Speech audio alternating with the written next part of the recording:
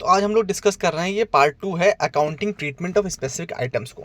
Accounting treatment of some specific items in the profit and loss accounts and balance sheet are being explained. जैसे कि सबसे पहले क्या है, अकाउंटिंग ट्रीटमेंट में हमें बैड डेब्ट्स और प्रोविजंस, जो भी मतलब हमें उम्मीद है कि अकाउंट आगे चल के एनपीए हो सकता है, उसको हमें प्रोविजन एंड कंटिजेंसीज में डालना होगा। क्यों? क्योंकि उसको 2-3 साल हो गए, हमको पता है वो लॉस अकाउंट में धीमे धीमे जा रहा है, तो हमें उसकी प्रोविजनिंग भी रिक्वायरमेंट्स बढ़ानी पड़ेंगी प्रोविजनिंग की, और साथ ही साथ उसको डाउटफुल डेट्स में डालना होगा। बैलेंस शीट में जो भी एडवांसेस शो किया जाएगा वो बैड डेब्ट्स और प्रोविजंस को हटा करके शो किया जाएगा। सपोज किसी बैंक कहता है कि मैंने 100 करोड़ रुपए एडवांस में बांट रखे हैं, ठीक है, बैलेंस शीट में वो 100 करोड़ नहीं दिखाएगा, वो कितना दिखाएगा, जब अपना बैड डेब्ट्स यानी कि जो उसके एनपीए है, जो बैड डेब्ट्स है, जो लॉस एसेट्स हो गए, और जो उसके लिए उसने प्रोविजनिंग कर रखी है वो अमाउंट सपोज 5 करोड़ बन रहा है, तो वो सिर्फ 95 ही शो करेगा, ये कहा गया। ठीक है, before moving on I request कि आप प्लीज ये चैप्टर का नाम देख लीजिए।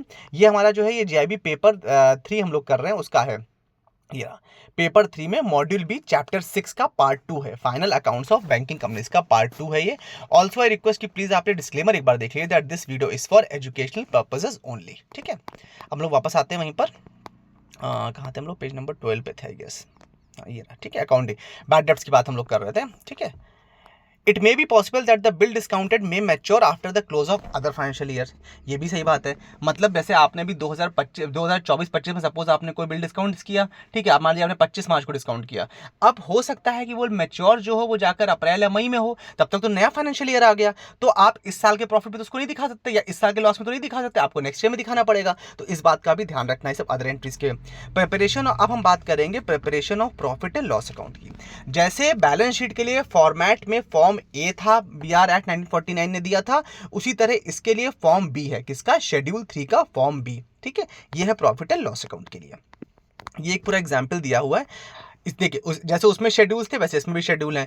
इनकम के केस में इंटरेस्ट अर्न जो किया है वो शेड्यूल 13 में बताना है, अन्य इनकम जो है वो शेड्यूल 14 में है, इंटरेस्ट जो आपने एक्सपेंस किया है, इंटरेस्ट जो बांटा है आपने वो 15 शेड्यूल 15 है, ऑपरेटिंग एक्सपेंस आपके शेड्यूल 16 में है। इस तरह सारे शेड्यूल दिए। अब हम एक एक शेड्यूल को डिटेल में भी देख लेते हैं।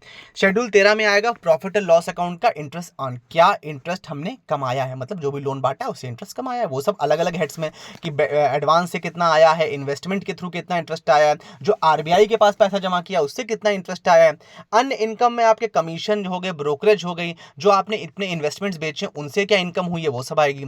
इंटरेस्ट एक्सपेंडेड यानी इंटरेस्ट एक्सपेंस, आपने डिपॉजिट पे कितना इंटरेस्ट एक्सपेंस किया है, कितना दिया है, आरबीआई से जो पैसा उधार लिया है इंटरबैंक बोरिंग लिए उसमें कितना पैसा आपने दिया है एज ए इंटरेस्ट।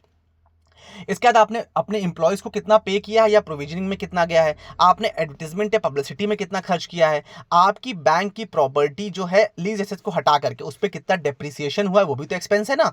इसके अलावा लीज एसेट पर जो डेप्रिसिएशन हुआ वो अलग से मेंटेन करना है। फिर लास्ट में हमारा आता है disclosure requirement of banks to be added as notes in the account. Notes में सबसे नीचे हमको डिस्क्लोजर रिक्वायरमेंट्स के बारे में बताया गया है कि हमें सारी चीजों को एज ए नोट डिस्क्लोज करना है।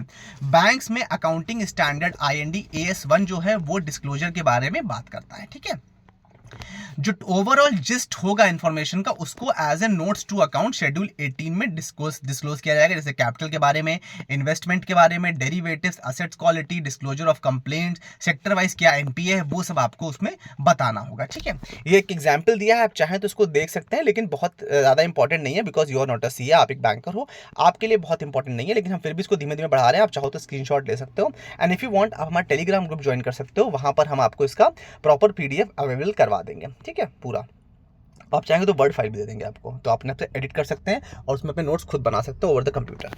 With this we have come to end of this chapter and this part. I hope you like this session. Do like, share, subscribe and don't forget to comment.